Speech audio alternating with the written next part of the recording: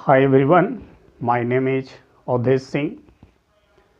दोस्तों, आज हम अपने फिजिक्स एकेडमी क्लासेज के यूट्यूब चैनल पर आप सभी का स्वागत करते हैं। आज हम क्लास 10th यूपी बोर्ड के साइंस की बात करेंगे। साइंस में पहला जो हमारा चैप्टर है फिजिक्स का, वो है प्रकाश का परावर्तन और अपवर्तन। प्रकाश का परावर्तन और अपवर्तन। तो चलिए हम देखते हैं। सबसे पहले समझेंगे कि प्रकाश क्या है, क्योंकि प्रकाश का जो परावर्तन और अपवर्तन है वो प्रकाश का गुण है। तो हम इसके गुण की बात करेंगे। पहले हम प्रकाश की बात करेंगे कि प्रकाश है क्या। ठीक है, तो देखें, अगर हम प्रकाश की बात करें, प्रकाश किसे कहते हैं, तो ध्यान रखें, प्रकाश एक प्रकार की ऊर्जा है और यह ऊर्जा जब हमारे आँखों पर पड़ती है तो उस आँखों को संवेदित करती है और उस संवेदना से हमें, चाहे वो वस्तु दीप्त हो या वो वस्तु अदीप्त हो, वो सभी वस्तुएं हमें दिखाई देने लगती हैं। यानी प्रकाश के माध्यम से ही हम किसी वस्तु को देखने में सक्षम होते हैं।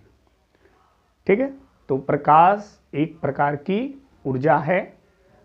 ठीक है, और वह ऊर्जा जब आँखों पर पड़ती है तो उस आँखों को संवेदित करती है और उस संवेदना से हम वस्तुओं को देखने में सक्षम होते हैं। ठीक है, अब देखना, ये जिस प्रकाश के भी कई पार्ट हैं, उसमें एक भाग उसका है दृश्य भाग, और इसी दृश्य भाग से हम वस्तुओं को देखते हैं। तो जो प्रकाश का दृश्य भाग है, ध्यान दीजिएगा, प्रश्न पूछा जाता है कि दृश्य भाग का तरंगदैर्घ्य कितना होता है। दृश्य भाग, प्रकाश के जिस भाग से हम वस्तु को देखते हैं वो भाग कहलाता है दृश्य भाग। ठीक है, इस भाग से हम देखते हैं और इस प्रकाश के इस दृश्य भाग का जो तरंगदैर्घ्य होता है वो 3900 एंगस्ट्रॉम से 7800 एंगस्ट्रॉम तक होता है। ठीक है, प्रकाश का जो दृश्य भाग है जिससे हम वस्तुओं को देखने में सक्षम होते हैं, उसका तरंगदैर्घ्य 3900 एंगस्ट्रॉम से 7800 एंगस्ट्रॉम तक होता है। ठीक है, दूसरा प्रश्न यहाँ से बनता है कि प्रकाश जो है किस रूप में चलती है, किस तरह प्रकाश का जो गमन है वो किस तरह का होता है। तो प्रकाश के गमन से पहले हम यहाँ पर प्रकाश किरण की भी बात कर लें कि प्रकाश किरण क्या होती है। कई बार ये भी प्रश्न पूछ देते हैं लोग कि प्रकाश किरण है क्या। ठीक है, तो ध्यान दें, अगर ये सूर्य है, हम इसको अगर सूर्य मान लें, ये सूर्य है। ठीक है, तो सूर्य से प्रकाश जब निकलती है, ये क्या है, प्रकाश का एक बहुत बड़ा प्राकृतिक स्रोत है। सूर्य को प्रकाश का प्राकृतिक स्रोत कहा जाता है और ये बड़ा प्राकृतिक स्रोत है। ठीक है, तो जब सूर्य से प्रकाश निकलती है तो ये प्रकाश जिस पथ से गमन करती है, अर्थात ये प्रकाश जिस रास्ते से चलती है, जिस रास्ते से ये गमन कर रही है, इस पथ को ही हम प्रकाश किरण कहते हैं। ठीक है, प्रकाश जिस पथ से गमन करती है या जिस पथ से आगे बढ़ती है, वह पथ क्या कहलाता है, प्रकाश किरण कहलाता है। इन किरणों का एक समूह होता है। जैसे एक अगर ये गमन पथ है तो इसे हम केवल प्रकाश किरण कहेंगे। लेकिन जब कई प्रकाश किरण मिल जाएंगे तो उसको हम प्रकाश किरण पुंज कहते हैं। क्या बोलते हैं? प्रकाश किरण पुंज। ठीक है, प्रकाश किरण पुंज। ठीक है, जब प्रकाश या सूर्य से या किसी भी प्रकाश स्रोत से निकलने वाला प्रकाश जिस पथ से गमन करता है, जिस पथ से चलता है, वो प्रकाश किरण है। जैसे सूर्य एक प्रकाश स्रोत है और इससे निकलने वाला प्रकाश देखिए इस रास्ते से चल रहा है, तो ये सब क्या हैं? प्रकाश किरण है। और इन सभी किरणों का जो समूह है उसे हम क्या कहते हैं? प्रकाश किरण पुंज कहते हैं। क्लियर यहाँ तक? पहले हमने क्या जाना? प्रकाश क्या है? तो प्रकाश ऊर्जा का एक रूप है। जब ये आँखों पर पड़ता है तो आँखों को संवेदित करता है और इस संवेदना से हम दीप्त या अदीप्त वस्तुओं को देखने में सक्षम होते हैं। प्रकाश के जिस भाग से हम वस्तुओं को देखने में सक्षम होते हैं उस भाग को हम दृश्य भाग कहते हैं। और ऐसे भाग में प्रकाश का तरंगदैर्घ्य इतना होता है। ठीक है, प्रकाश जिस पथ से चलता है उसे प्रकाश किरण कहते हैं और प्रकाश किरणों का जो समूह होता है उसे प्रकाश किरण पुंज कहते हैं। ठीक है, अच्छा, जब हम प्रकाश का डिफिनीशन पढ़े तो उसमें एक शब्द आया था दीप्त और अदीप्त। ये क्या होता है? दीप्त क्या होती है और अदीप्त क्या होती है, उसकी भी अभी हम चर्चा करेंगे। एक और यहाँ पर प्रश्न आपसे पूछा जाता है कि ये जो प्रकाश है वो किस रूप में चलता है? तो प्रकाश एक सीधी रेखा में गमन करता है।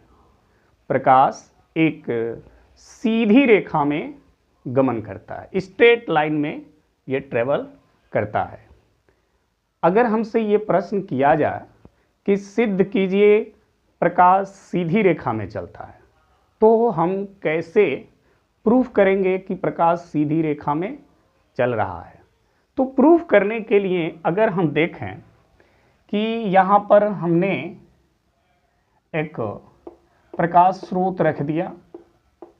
ठीक है, ये एक प्रकाश स्रोत है और यहाँ पर हमने एक वस्तु रख दी ऐसे, इस तरह से। तो यहाँ से प्रकाश सीधी रेखा में चल रही है, ऐसे देखें प्रकाश चल रही है और ये सब इस वस्तु से टकरा रही हैं। टकराने के बाद ये वहाँ से रिटर्न हो जा रही हैं। तो इस वस्तु का छाया जो है, इस वस्तु का छाया इधर बन रहा है। देखिए, छाया जो बनता है वह उजाले वाले भाग से क्या होता है? अंधेरा होता है। ठीक है, यानी यहाँ पे रोशनी नहीं आ रही, ये वाला जो भाग है यहाँ पे प्रकाश की किरणें नहीं पहुँच रही हैं यहाँ पे, क्योंकि ये किरणें यहाँ तक आ रही हैं, इससे टकरा जा रही हैं। ठीक है, ये प्रमाणित करता है किसी वस्तु का छाया बनना, ये सिद्ध करता है कि प्रकाश सीधी रेखा में चलती है। अगर हम ये देखें कि ये मान लें कि हम ये सीधी रेखा में नहीं चल रही है, तो प्रकाश यहाँ आती, टकरा के फिर घूम कर यहाँ आकर के फिर उजाला कर देती, ऐसे होकर के आती फिर यहाँ जाके उजाला कर देती, तो ये छाया नहीं बनता।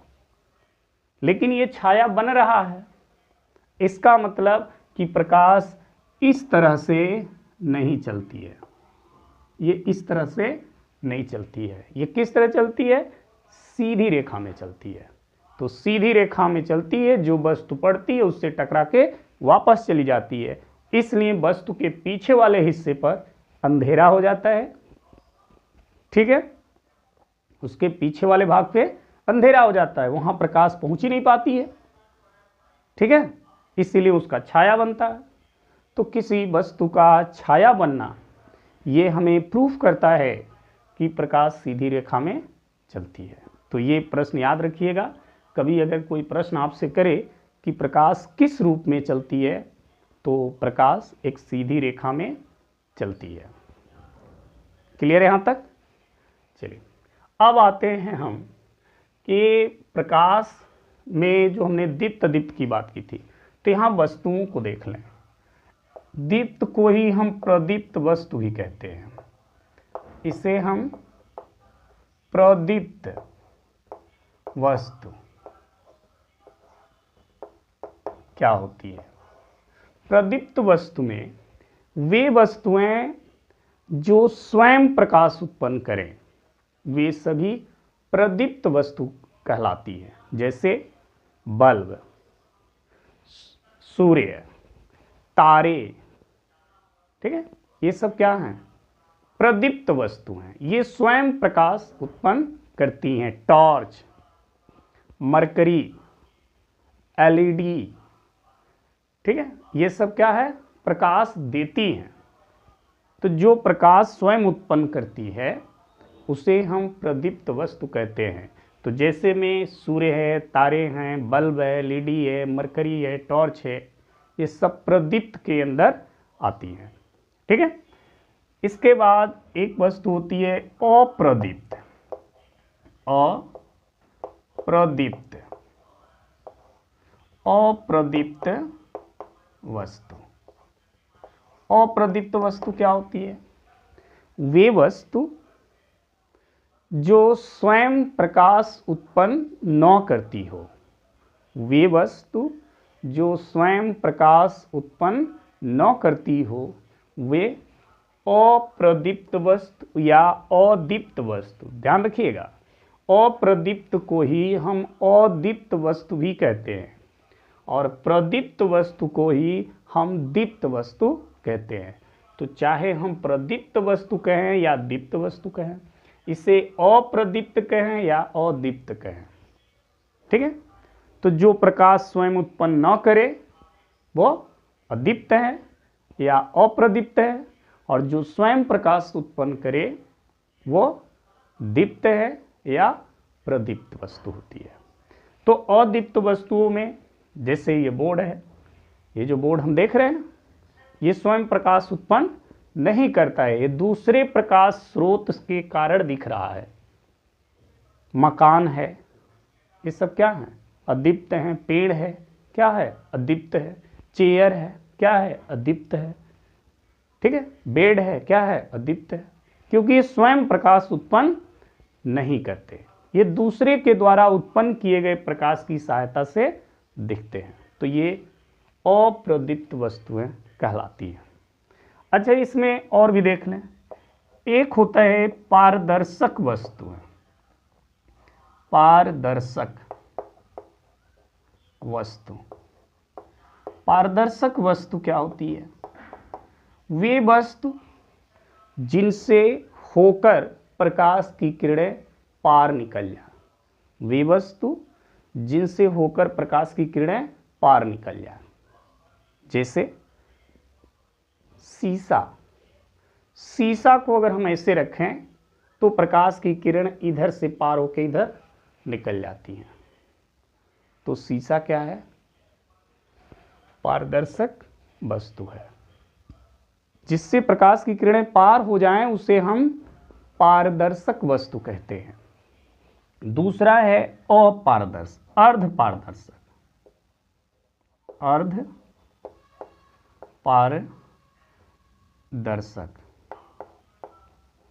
अर्धपारदर्शक वस्तु। अर्धपारदर्शक वस्तु क्या होती है? अर्धपारदर्शक वे वस्तु जिस पर पड़ने वाले प्रकाश किरण का कुछ भाग वस्तु के द्वारा अवशोषित कर लिया जाए और कुछ भाग पार निकल जाए, उसे अर्धपारदर्शक वस्तु कहते हैं। जैसे तेल से भीगा हुआ पेपर, कोई पेपर है, अगर वो तेल से भीगा है तो वो अर्ध पारदर्शक की तरह बिहेव करता है। उसके कुछ भाग अवशोषित हो जाते हैं, प्रकाश किरणें जब उस पर पड़ती हैं तो उसके कुछ भाग को वो अवशोषित कर लेता है और कुछ भाग बाहर पार निकल जाते हैं। जैसे मान लीजिए हमारे पास ये एक पेपर है जो तेल से भीगा हुआ है। अब इस पे प्रकाश की ये किरणें इस पे पड़ रही हैं, ये 5 किरणें हैं जो इस पर पड़ रही हैं। इसमें से केवल 3 किरणें ही बाहर आई। इसका मतलब इसके 2 किरण को ये क्या किया, अवशोषित कर लिया। तो कुछ किरणें बाहर आई, कुछ को ये अवशोषित कर लिया, अर्थात इसी में रोक दिया। तो ये सब क्या है, ये वस्तु क्या है, अपारदर्शक वस्तु हो जाए, अर्ध पारदर्शक, सॉरी, इसे हम अर्ध पारदर्शक वस्तु कहते हैं। क्लियर? चलिए, तो तेल से भीगा हुआ जो पेपर है वो अर्ध पारदर्शक के अंतर्गत आता है। इसके बाद होता है अपारदर्शक,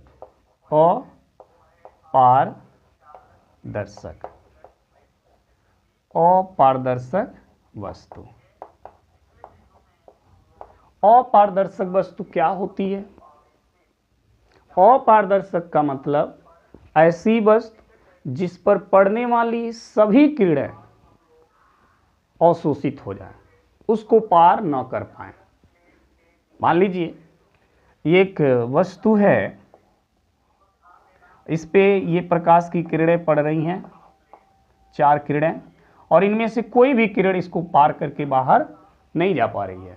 तो ये वस्तु क्या हो जाएगी, अपारदर्शक वस्तु हो जाएगी। जैसे लकड़ी है, पत्थर है, ठीक है, रबड़ है, ये सब क्या हैं, अपारदर्शक हैं। इन पे जितनी किरणें पड़ेंगी उनमें से एक भी किरण उसको पार करके बाहर नहीं निकल पाएगी। इसलिए ऐसे वस्तुओं को हम अपारदर्शक वस्तु कहते हैं। तो ये वस्तुओं को हमने देखा, प्रदीप्त वस्तु क्या होती है, दीप्त वस्तु क्या होती है, पारदर्शक क्या होती है, अपारदर्शक क्या होती है, अर्ध पारदर्शक क्या होती है। इस सबको हमने यहाँ पे अच्छे से समझा। और ये सभी वस्तुएं जो हैं किसकी सहायता से दिखती हैं, प्रकाश की सहायता से। इसीलिए कहा गया कि प्रकाश एक प्रकार की ऊर्जा है, और ये ऊर्जा जब आंखों पर पड़ती है तो आंखों को संवेदित करती है, और इसी संवेदना से हमें चाहे वो कोई इनमें से कोई भी वस्तु हो, वो सभी वस्तुएं हमको दिखाई देने लगती हैं। ठीक है? प्रकाश किरण क्या है, प्रकाश किरण पुंज क्या है, प्रकाश के जिस भाग से दिखाई देता है वो दृश्य भाग है, और दृश्य भाग का तरंगदैर्घ्य इतना होता है। ठीक है? आगे अब हम जो बात करेंगे प्रकाश के गुण के विषय में, अब आगे हम बात करेंगे प्रकाश के क्या क्या गुण होते हैं। उन्हीं में से ये 2 गुण हमको पढ़ना है। सभी गुणों के विषय में हमको अध्ययन नहीं करना है। सभी जो गुणों का अध्ययन होगा वो हमारे क्लास 12th में होगा। यहाँ पे केवल प्रकाश के परावर्तन और अपवर्तन की बात होगी। ठीक है? परावर्तन क्या है, अपवर्तन क्या है, उसकी भी चर्चा हम करेंगे। तो ध्यान रखेंगे। अब इसमें अगर हम बात करते हैं कि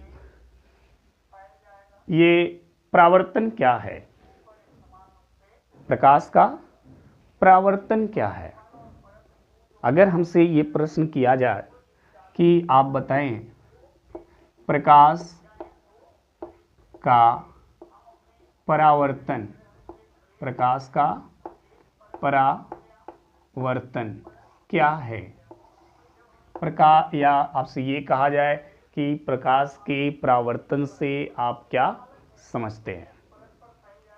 ठीक है? या प्रकाश का परावर्तन क्या है।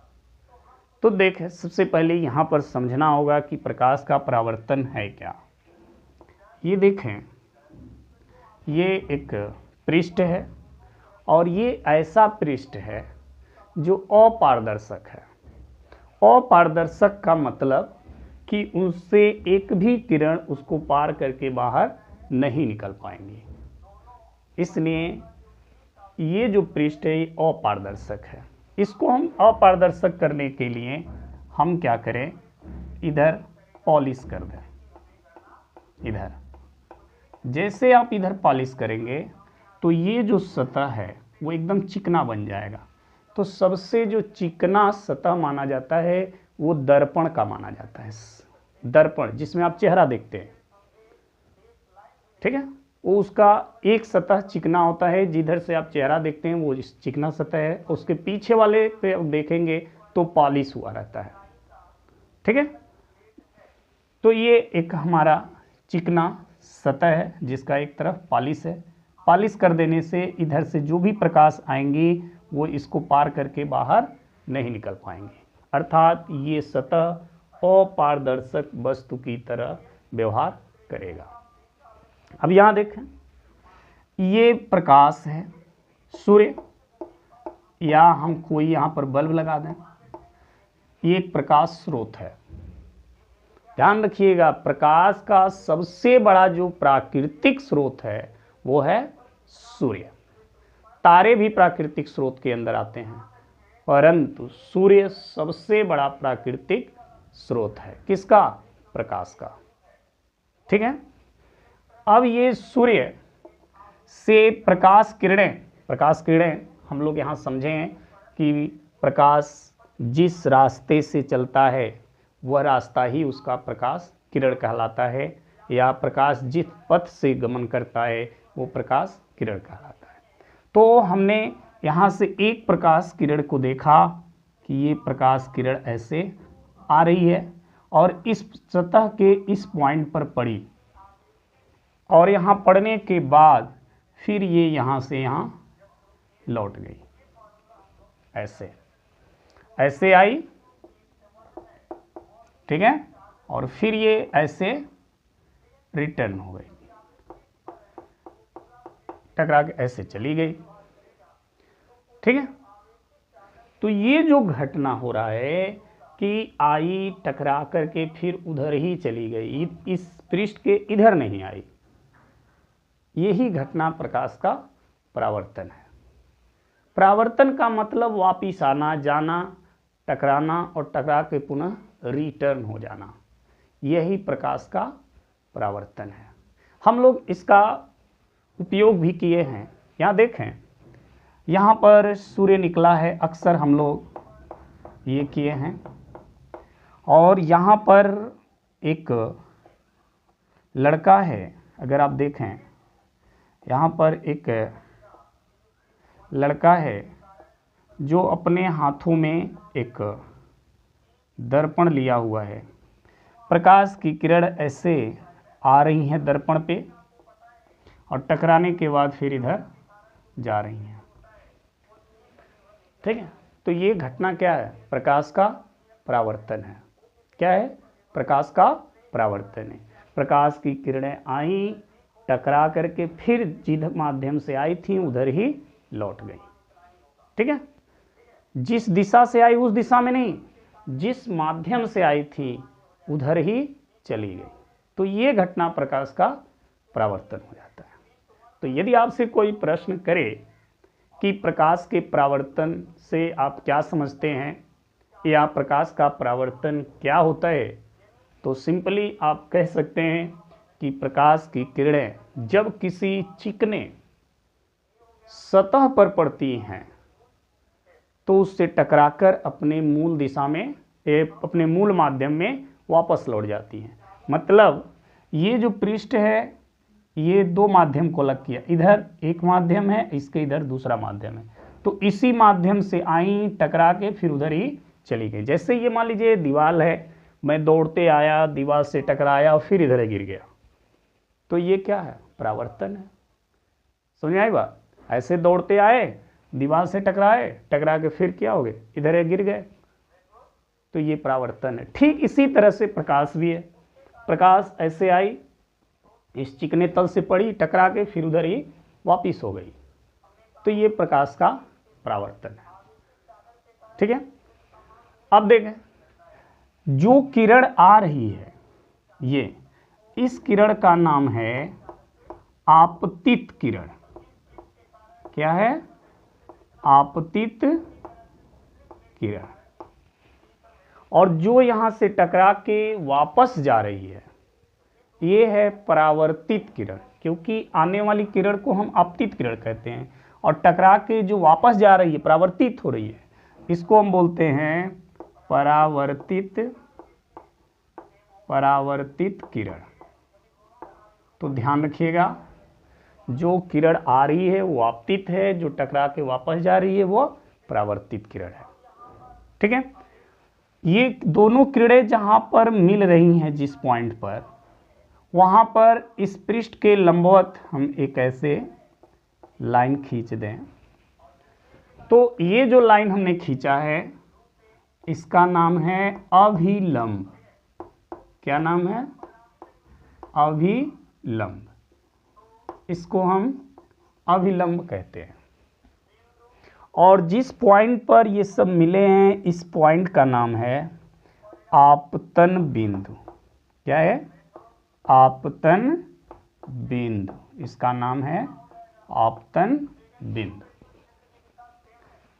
आपतित किरण और अभिलंब के बीच में जो कोण बन रहा है ये कोण कहलाता है आपतन कोण। आपतन कोण।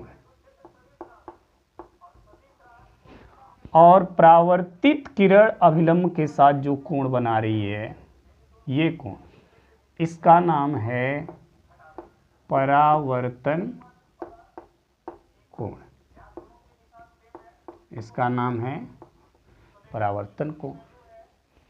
ठीक है, कभी कभी यही पूछ दिया जाता आपसे कि आपतन कोण क्या होता है। तो आपतित किरण और अभिलंब के बीच बना कोण आपतन कोण होता है। अगर पूछा जाए परावर्तन कोण क्या है, तो परावर्तित किरण और अभिलंब के बीच बना कोण परावर्तन कोण कहलाता है। ठीक है, कभी कभी ऐसे पूछ दिया जाता है कि आपतन कोण किसके किसके बीच बनता है, तो आपतन कोण आपतित किरण और अभिलंब के बीच बनता है, और परावर्तन कोण परावर्तित किरण और अभिलंब के बीच में बनता है। ठीक है, अब प्रश्न आता है कि प्रकाश के परावर्तन के नियम बताइए, या प्रकाश के परावर्तन की शर्तें बताइए। ध्यान से सुनिएगा, प्रश्न है प्रकाश के परावर्तन का नियम बताइए या प्रकाश के परावर्तन की शर्तें बताइए। तो ध्यान दीजिएगा, प्रकाश के परावर्तन के नियम को ही शर्तें भी कहते हैं, और ये कुल 2 होते हैं। तो 2 शर्तें या 2 नियम क्या हैं वो हम यहाँ पर देखेंगे। पहला जो नियम है प्रकाश के परावर्तन का, जो नियम है, पहला नियम ध्यान से सुने, आपतित किरण, परावर्तित किरण और अभिलंब सभी एक तल में होते हैं। पहला नियम कहता है प्रकाश के परावर्तन का कि आपतित किरण, परावर्तित किरण और अभिलंब सभी एक तल में होते हैं। पहला नियम है, इसी को हम पहला शर्त भी कहते हैं। दूसरा नियम या दूसरा शर्त क्या है कि आपतन कोण सदैव परावर्तन कोण के बराबर होना चाहिए। आपतन कोण हमेशा परावर्तन कोण के बराबर होना चाहिए। मतलब कि अगर ये 30 अंश है तो ये भी 30 ही अंश होगा, अगर ये 40 अंश है तो ये भी 40 अंश ही होगा, उससे 1 डिग्री न कम होगा न अधिक होगा, उसी के बराबर होगा। जितने डिग्री का ये होगा उतने डिग्री का ये भी होगा। तो दूसरा नियम और दूसरा शर्त यही कहता है कि आपतन कोण हमेशा परावर्तन कोण के बराबर होना चाहिए। और पहला नियम आपतित किरण, परावर्तित किरण और अभिलंब सभी एक तल में होना चाहिए। तो ये परावर्तन के 2 नियम और 2 शर्तें हो गए। ठीक है, इसके आगे जो हम बात करेंगे वो है प्रतिबिंब। प्रतिबिंब को लेकर के हम अपना अगला वीडियो फिर आपके सामने उपस्थित होंगे। ठीक है, आई होप आपको हमारा ये वीडियो बहुत अच्छे से समझ में आया होगा। यदि ये अच्छा लगे तो इसे लाइक करें, शेयर करें और अपने दोस्तों को, और सब्सक्राइब करें और अपने दोस्तों को शेयर करें। फिर हम अगला वीडियो इसके आगे लेकर के उपस्थित होंगे। तब तक के लिए धन्यवाद।